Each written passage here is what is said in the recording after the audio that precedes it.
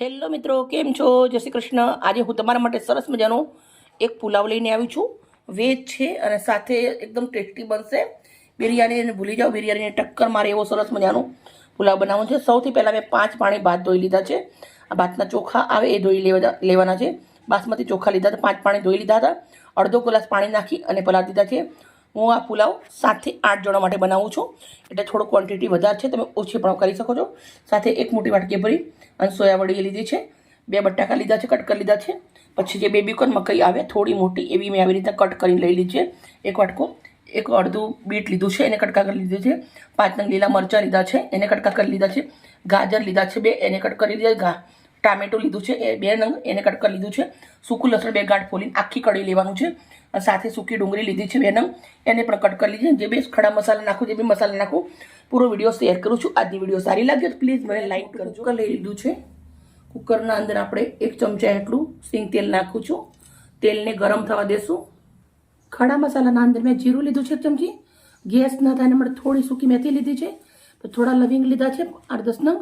પથ્થરના ફૂલ લીધા છે, 2 કાળી ઇલાયચી છે, 2 ગ્રીન ઇલાયચી, 2 સ્ટાર ફૂલ છે, તમાલપત્ર છે અને તજનો ટુકડો છે. ગરમ મસાલા ઓછા વધારે તમે કરી શકો છો. તો આપણે ગરમ મસાલા નાખી દઈશું. સરસ મજાના તેલના અંદર ગરમ મસાલા ફૂટવા દેશું. આના અંદર બધા ગરમ મસાલા જોઈએ એવા કોઈ જરૂરી નથી હોતું, ના હોય અમુક તો ચાલે. આપણે જે લસણ ફોલી રાખી છે 2 ગાંઠ, એ નાખી દઉં છું. લસણની કળી નાખ્યા પછી લસણની કળી સરસ લાલ થવા દેશું. 1 ચમચી ભરી અને હિંગ નાખું છું. લસણની કળી લાલ થઈ ગયા પછી આપણે ડુંગળી નાખી દેવાની છે. બટાકા નાખી દેવાના છે. બટાકા ડુંગળી તેલના અંદર કાઢી લેવાના છે. 1 વાટકી ભરી અને દેશી માખણ નાખવાનું છે. સાથે હવે આપણે જોડે લીલા મરચાં અને બીટ નાખી દઉં છું. ગાજર નાખી દઉં છું. બેબીકોર્ન મકાઈ પેસ્ટ નાખી દઉં છું. સરસ મજા વેજીટેબલને માખણમાં તેલમાં શેકી લેવાના છે. માખણને વાટકી ભરી નાખી છે, તમે ઓછું વધારે કરી શકો છો. આપણા ઘરનું દેશી માખણ છે, સરસ મજાનું. સવારે દહીં ભાગ્યું હતું, દહીંના અંદરથી માખણ નીકાળેલું છે, તમે રેડીમેડ પણ વાપરી શકો છો. તો 5 મિનિટ સુધી આપણે આને સંતરાવા દેવાનું છે.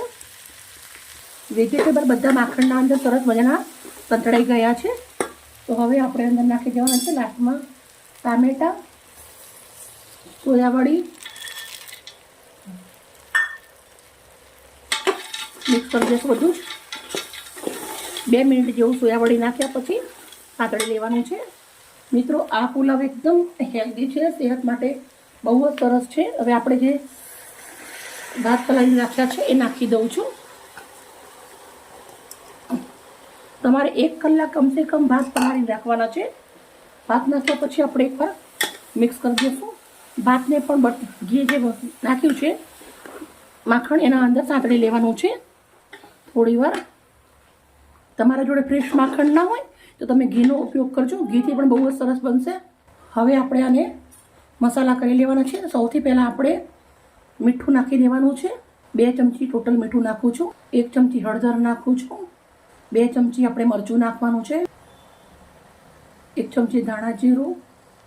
હવે આપણે સરસ મસાલો નાખ્યા પછી મિક્સ કરી દઈશું.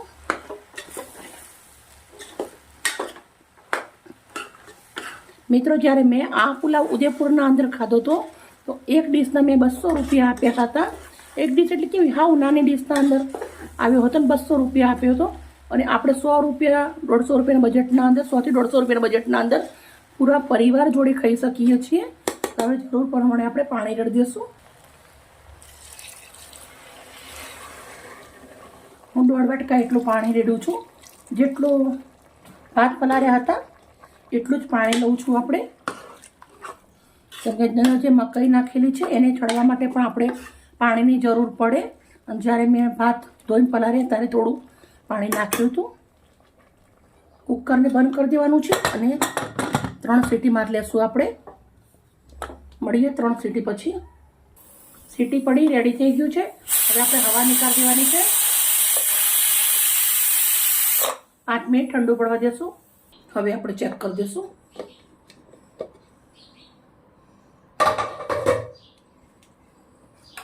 મિત્રો, તમે જોઈ શકો છો આપણો પુલાવ કેટલો મસ્ત મજાનો છૂટો છૂટો રેડી થઈ ગયો છે, જોરદાર બન્યો છે, એકદમ સરસ.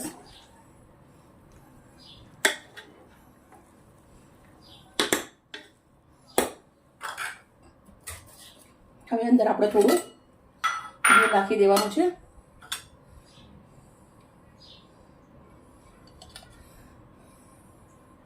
દેશી ઘી નાખું છું.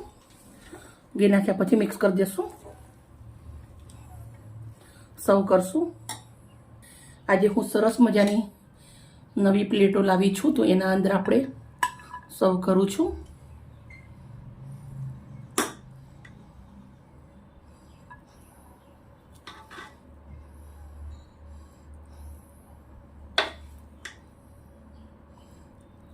મિત્રો, આપણે ઘણા માણસો માટે બનાવ્યો છે, તમે ઓછો વધારે કરી શકો છો. મિત્રો, સરસ મજાનો પુલાવ તૈયાર છે, પણ આપણે પુલાવ જોડે ગરમી હોય એટલે કંઈક ઠંડુ ઠંડુ જોઈએ, તો સરસ મજાનું બરફી જેવું આપણે દહીં જમાયેલું છે, તો દહીં લઈ લઉં છું.